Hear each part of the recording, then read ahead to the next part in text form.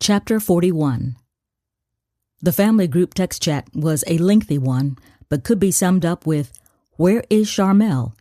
And has anyone seen or heard from her?"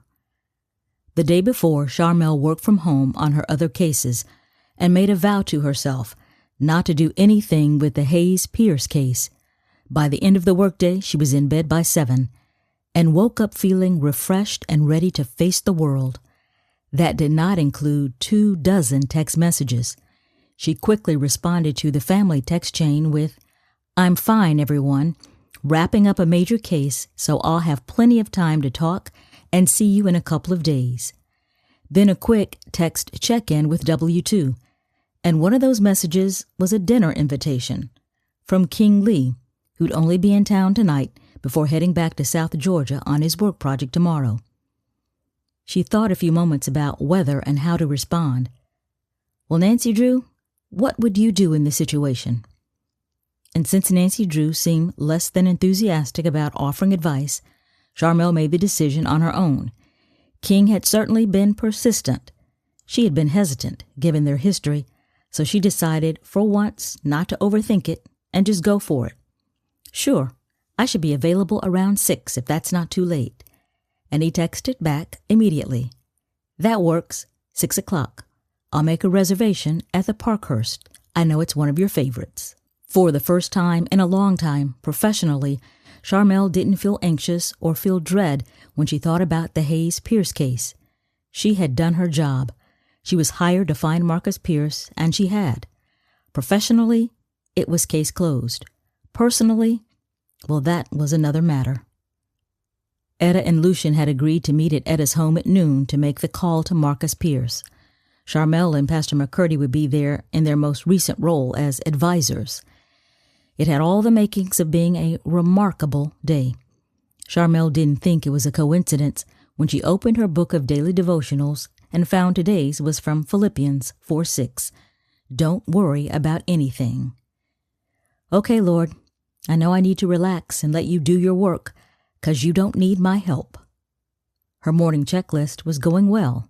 Bible study, 45 minutes on the Peloton, light breakfast, and plenty of time to get ready. When she arrived at Etta's home, she was pulling into the driveway just as Pastor McCurdy was exiting his car. "Sharmelle, good morning. We're both right on time. Interested in a moment of prayer before we go in?" "Absolutely. I was praying on the way over here, so let's just keep it going." If she had any nerves about what the day would bring, Pastor McCurdy's prayer brought her peace as he asked God to guide the call and make everyone's hearts receptive to what Etta had to say to the Pierce family, and for Lucian to have the heart to hear whatever Marcus might have to say to him. They found Etta in the kitchen, alternating between pacing the floor and cutting sandwich bread into perfect little squares next to a bowl of chicken salad. Lucian and Cecilia were seated around the oversized kitchen table, just watching her.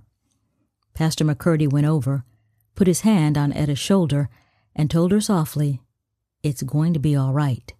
Everything is going to work out." Sharmelle couldn't help but wonder what Cecilia must be thinking about all of this. She didn't have to wonder long.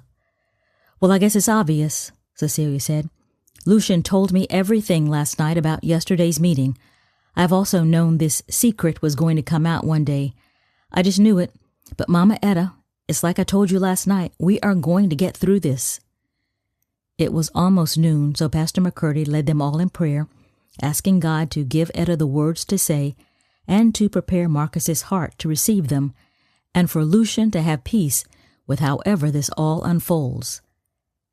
At 12 o'clock, Etta tapped the name she had saved in her contacts, Marcus Pierce, then put the phone on speaker.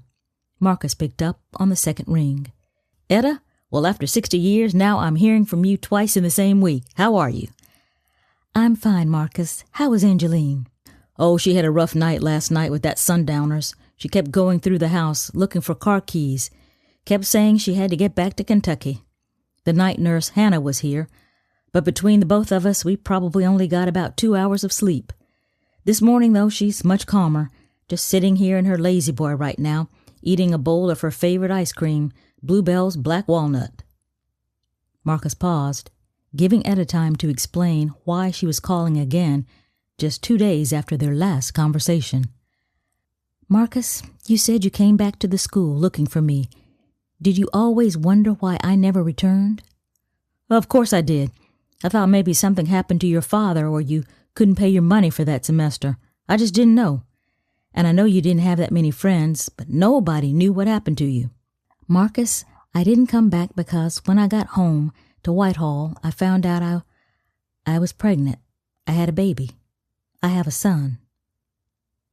Marcus didn't say anything, but Sharmelle could have sworn everyone's heart was thumping so loud that it was making an audible sound. "Marcus, are you still there?" Etta's voice sounded nervous and anxious and tense. "I'm here, Etta. I heard what you said. You have a son." "We have a son, Marcus. He's yours." Again, Etta waited for Marcus to speak. "Marcus? Marcus, are you still there, Marcus?" At that moment, Lucian, Sharmelle, Cecilia, and Pastor McCurdy realized what Etta did not. "Can you hear me, Marcus?" Etta was still asking, pleading for him to answer, to say something. He heard her, and he hung up.